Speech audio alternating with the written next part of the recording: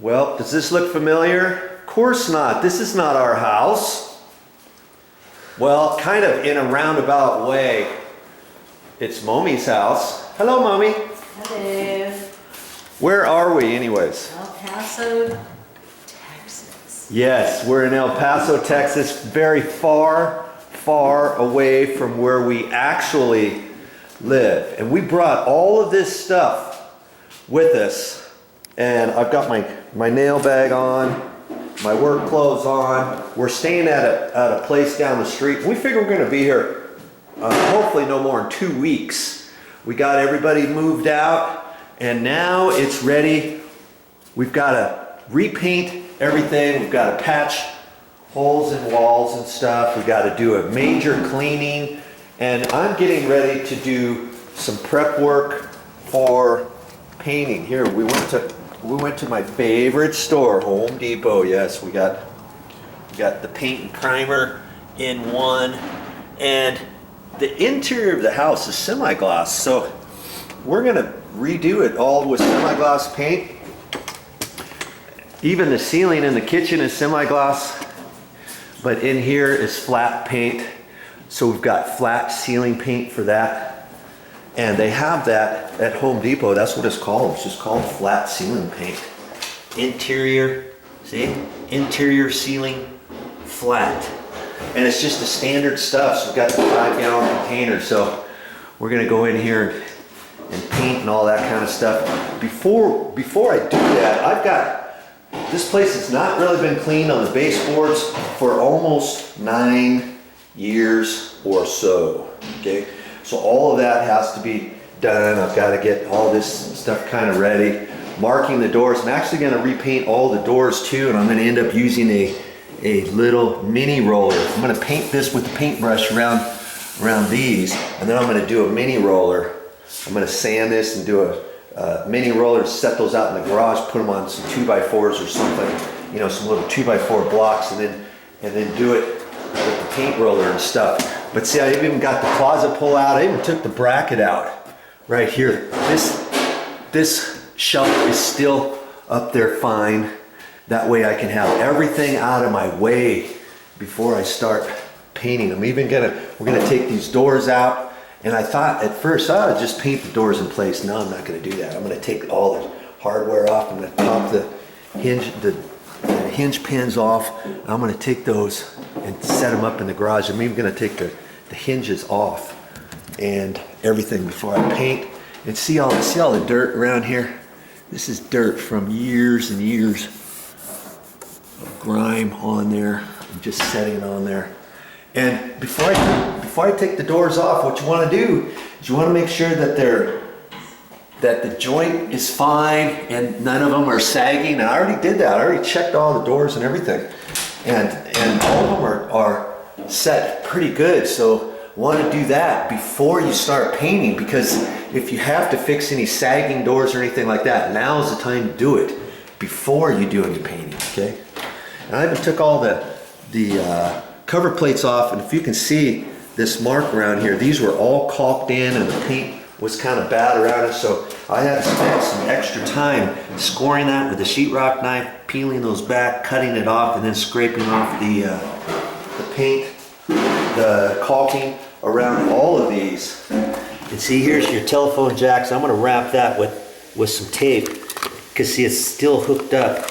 I'm just gonna leave that in there. I'm not gonna disconnect that. Then I can wrap that with tape, and away I go.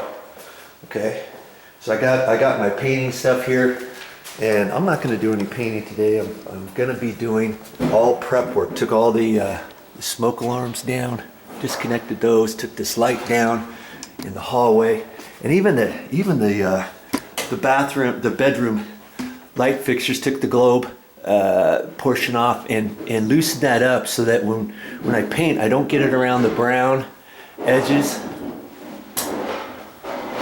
of the nice trim, and it'll be nice and easy.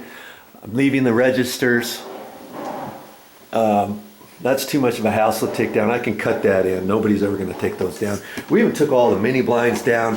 I'm going to be installing new mini blinds. We took all the measurements and stuff. You get those from someplace that might take 3 or 4 days, and I've got to get on that and get those measured so that we can order them, because all of them were all different sizes everywhere. Okay, this carpet hasn't been pulled up yet. I'm going to pull the carpet up and the pad, and I was hoping to not have to take the tack strip off. And the tack strip still looks in good shape after all these years. We talked to a carpet person, and they said, hey, if you have any damaged tack strip, or if you have any places where you can smell urine, if you've got cats or dogs have been pissing on your floor or something, you want to take that tack strip off in those areas. So if you see discoloration on your tack strip in certain areas, you want to pull that off. Then the carpet guy can come in here and replace tack strip where he has to. But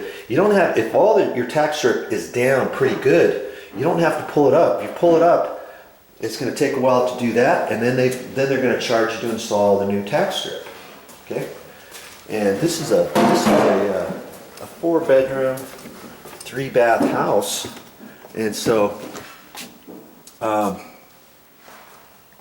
it's not much square footage here. I forget what it is, less than 1,500 square feet, but 4 bedrooms in here. I think it's going to sell pretty easy. We've got to do some work on the cabinets.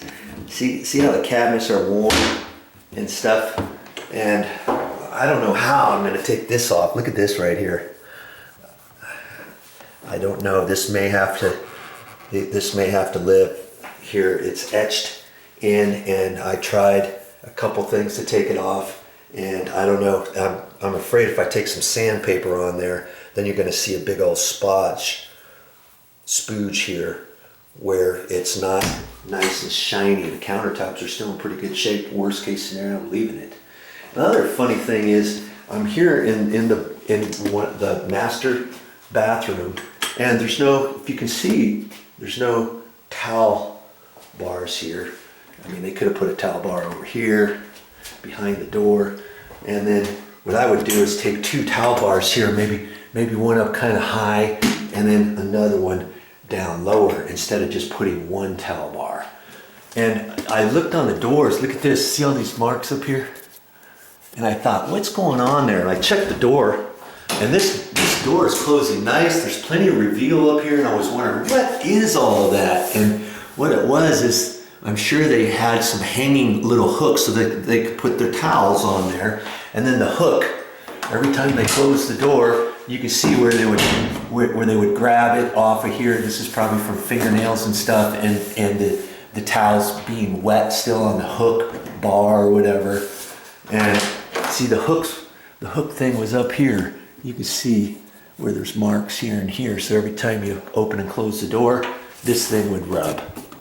And that's what all that's for. I'm gonna have to take some caulking or something. I've got some spackle and some caulking and stuff. And before I do any painting, obviously I'm gonna look around and take any screws out that I see.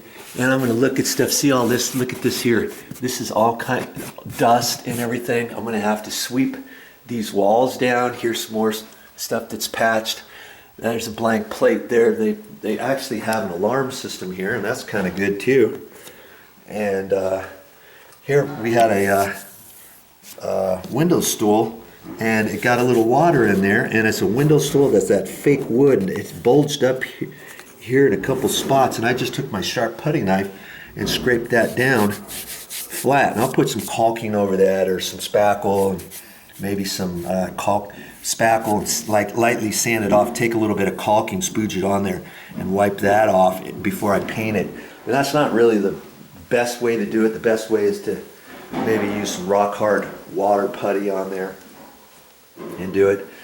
So the closet doors I'll take off, and then see the closet pull, I'll take that down. They've got it nicely screwed in here. There's a lot of weight on here. You can see how this bent down and the screw actually popped out because there was so much weight on this one pole, because this was in the bedroom and the master bedroom, so this closet is a little bit longer.